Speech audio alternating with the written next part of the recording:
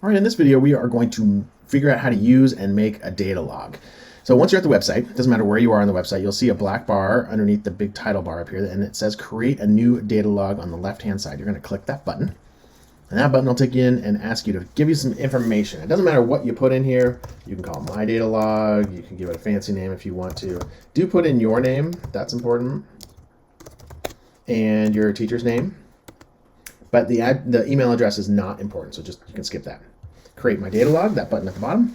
Now this number, very important. You want to keep that number because you're going to come back to it the next day. That way all the graphs and things that you save, you're going to be able to come back to. So make sure you copy down that number somewhere. Very important. All right, now we're going to go up here to make comparisons. And we'll click on that. And in here, you can create different graphs. And so you can look at them. Each one of these seasons over here is a different graph. So you, depending on how many of them you select, there'll be how many graphs show up on that particular log. And that allows you to compare them, which is kind of nice. So you can hold down the command key on the computer and then click as many as you want. I'm going to compare these 4 seasons right here, 1977 wet through 1978 dry. And I'm picking those because 77 was the drought year, and I want to make sure that I have that information in there.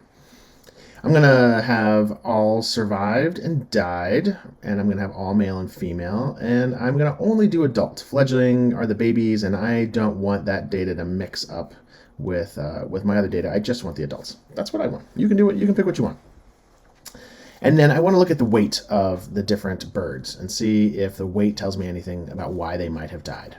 Individual difference in trait. This is a scatter plot graph. You can also do a bar graph if you would like to, but I'm going to pick scatter plot.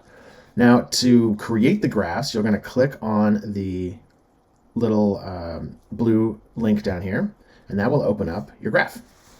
A couple things to know about your graph is that these green boxes, those are all individual finches, individual ones. And so you can see here, this is ground finch 26, and it even gives you the weight, 13.88. If you want to, you can click on that, and that will open up the profile, the finch profile, and you can get even more information on it. It'll actually tell you the weight changes over the course of many years. It'll give you all the field notes that have happened for that particular bird in terms of mating, evading. That evading means to try to avoid predators, and then foraging or looking for food. So that's how you do that. And then you can just use the back button to go back to your graphs. And here your graphs are. Again, this is going to compare them. Wet 1977, dry season 1977, wet season 1978, and dry season 1978. So it kind of gives you 4 at once. You can look at them and try to compare data. Now, if you like this set of graphs and you think, oh, this is important information, I think this gives me evidence towards my claim, you're going to click add to my data log over here on the right. Click on that, and now that's saved in your data log, and you can leave a little note. This is important because. And then you're going to add in whatever you think that's why that particular graph makes it important, or this set of graphs makes it important. Click Update My Notes. And then when you go over here to View Data Log Summary, that particular graph is now saved, or set of graphs is saved for you.